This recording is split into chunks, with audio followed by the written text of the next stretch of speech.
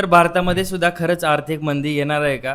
कारण बाहेर जर बघितलं तुम्ही सोशल मीडिया, YouTubeवरती सगळीकडे चालू आहे न्यूजवरती की आर्थिक मंदी येणार आहे. कारण सध्या सिच्युएशनसुद्धा तशीच दिसते. आपण बघतोय की दैनंदिन जीवनात आपल्या पेट्रोल पंपावरती रांग लागले आहेत. पेट्रोल भेटत नाही लवकर, डिझेल भेटत नाही.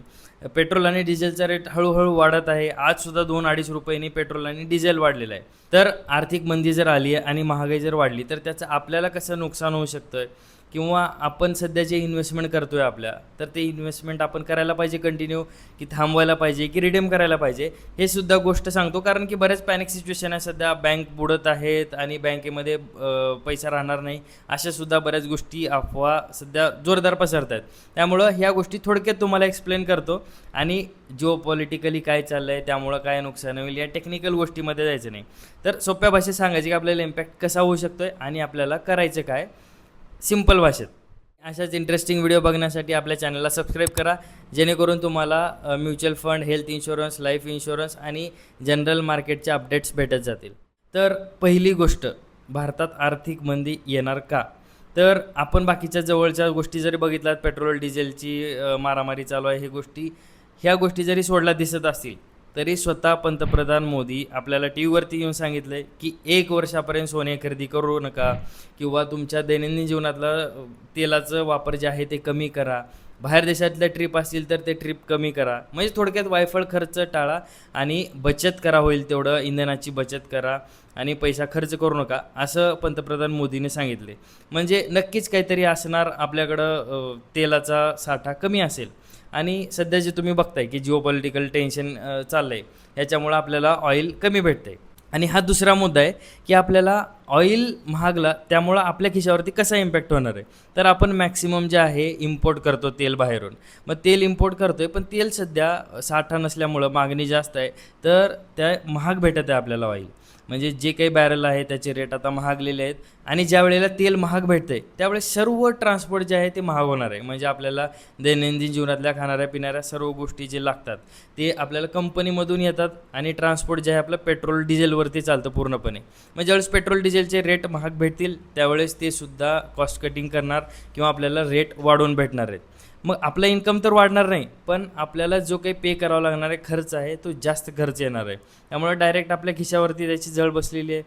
त्यामुळं ह्या गोष्टी आपल्याला डायरेक्टली इम्पॅक्ट करतील. आणि दुसरा महत्त्वाचा मुद्दा, आपला डॉलरच्या समोर रुपया जे आहे ते कमजोर होते. म्हणजे $1 आपला 97 रुपये काहीतरी रेट चालू आहे रुपयाचा सध्या. म्हणजे $1च्या कम्पॅरिझनमध्ये आपले 97 रुपये आहेत. मग ही महागाई वाढत आहे कारण आपण जास्तीत जास्त जे आहे ते एक्सपोर्ट करत नाही तर इम्पोर्ट करतो आहे आणि एक्सपोर्ट आपलं कमी आहे इम्पोर्टच्या कम्पॅरिझनमध्ये. त्यामुळे ज्यावेळेस आपण बाहेरून वस्तू खरेदी करतो आहे तर आपल्याला त्याचं पेमेंट डॉलरमध्ये करावं लागतं. मग डॉलरमध्ये करायचं म्हणलं, आपला रुपया कमजोर असेल तर आपल्याला जास्त पेमेंट करावं लागते.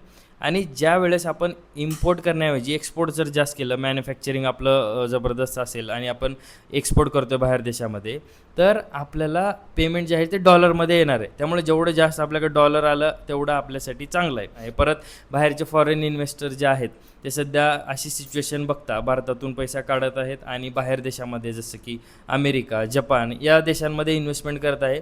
त्याचंसुद्धा फॉरेन इन्व्हेस्टर गेल्यामुळं आपल्याला नुकसान होतं, मार्केटमध्ये थोडीशी स्टॅबिलिटी राहत नाही. त्यामुळे फॉरेन इन्व्हेस्टरसुद्धा नुकसान आहे. पण फॉरेन इन्व्हेस्टर काय आज गेलेत, उद्या बरेच काही 3-4 वर्षांनी, 5 वर्षांनी ज्यावेळेस आपली कंडिशन चांगली वाढली त्यावेळेस येतील ही परत. आणि आता तिसरा महत्त्वाचा मुद्दा म्हणलात तर कंपन्यांची कॉस्ट कटिंग.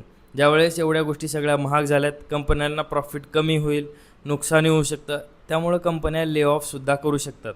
म्हणजे तुम्ही बघितला तर सध्या TCS सारखी कंपनी किंवा अजून बऱ्याच त्यांनी ले ऑफ केलेलं आहे किंवा नवीन हायरिंगसुद्धा ते कमी करू शकतात. मग यामुळे सर्वसामान्यांनाच आपल्याला जॉब भेटणार नाहीत किंवा बऱ्याच प्रॉब्लेम होऊ शकतात कंपन्यांनी ले ऑफ केल्यामुळं. आणि हे सगळ्या सेक्टरमध्ये चालतं आहे. त्यामुळं हे सुद्धा आपल्याला एक इम्पॅक्ट होऊ शकतो आपल्यावरती. आणि या सर्व गोष्टीचा इम्पॅक्ट होतं तर आपण काय करायला पाहिजे, तर आपण सर्वात प्रथम इमर्जन्सी फंड बिल्ड करायला पाहिजे. म्हणजे समजा महिन्याला जे काही तुम्हाला खर्च लागणार आहे ते पुढच्या 1 वर्षाचा खर्च तुम्ही आधीच बाजूला काढून ठेवायला पाहिजे. तुम्ही FD करा, तुमच्या लिक्विड फंडमध्ये ठेवा किंवा कॅशमध्ये ठेवा. जे काही लिमिट असेल पर पर्सन त्यानुसार तुम्ही त्याचं ठेवू शकता 1 वर्षाचं. कारण जर ले ऑफ झाले, काही प्रॉब्लेम झाला, फायनान्शियल प्रॉब्लेम येत असेल तर आपण 1 वर्ष तरी ॲटलिस्ट व्यवस्थित सस्टेन करायला पाहिजे. आपल्या डेली एक्सपेन्सेस कवर व्हायला पाहिजे. त्यासाठी इमर्जन्सी फंड असलाच पाहिजे तुमच्या बाजूला. आता तुमच्या पहिलं तर हेल्थ इन्शुरन्स हे गोष्टी तर असतीलच, पण तुमचा इमर्जन्सी फंडसुद्धा नक्की तयार ठेवा. आणि इमर्जन्सी फंड तयार ठेवलात, मग येतो तुमच्या इन्व्हेस्टमेंटची गोष्ट सर्वात महत्त्वाची. इन्व्हेस्टमेंट लोक बरेच सध्या SIP स्टॉप करत आहेत. जे इन्व्हेस्टमेंट आहे ते रिडीम करत आहेत, भले मायनसमध्ये असू द्या. आणि तुम्ही जर रिडीम करून घेत आहेत म्हणजे पैसे काढून घेत आहेत, तर तुम्हाला जे सध्या टेम्पररी लॉस दिसतोय ते परमनंट बुक होईल आणि तुमचा लॉस होईल तो. त्यामुळं तुम्ही तुमच्या इन्व्हेस्टमेंट रिडीम करू नका, इन्व्हेस्टेड राहा. पण कधी जर तुमचा 10 वर्षाचा 15 वर्षाचा काळ आहे, जे की असायलाच पाहिजे, इक्विटीमध्ये जर इन्व्हेस्ट करताय तर तुमचा 10-15 वर्षाचा लाँग टर्म काळ असायला पाहिजे, तेव्हाच तुम्ही इन्व्हेस्टमेंट करा इक्विटीमध्ये किंवा स्टॉक मार्केटमध्ये. आणि जे काही 2-3 वर्षामध्ये शॉर्ट टर्ममध्ये पॅनिक गोष्टी होतात, म्हणजे मार्केट डाऊन होतं किंवा वरती आपलं जे काही सध्या जिओपॉलिटिकल सिच्युएशन आहे, हे 2-3-4 मॅक्सिमम 5 वर्षापर्यंत सगळ्या सुरळीत चालू होतात.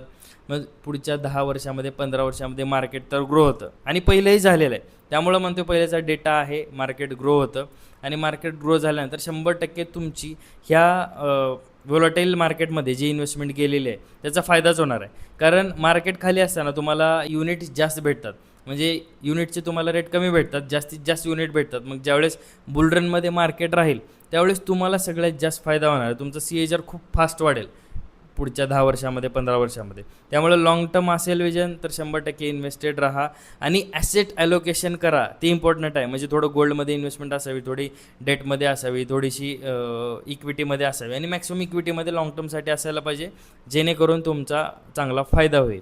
त्यामुळं पॅनिक होऊ नका, वायफळ खर्च टाळा. जे काही तुम्ही नवीन लोन काढणार आहेत किंवा नवीन मोबाईल आला, आयफोन आला, ते खरेदी करायचं, तर अशा गोष्टी करू नका.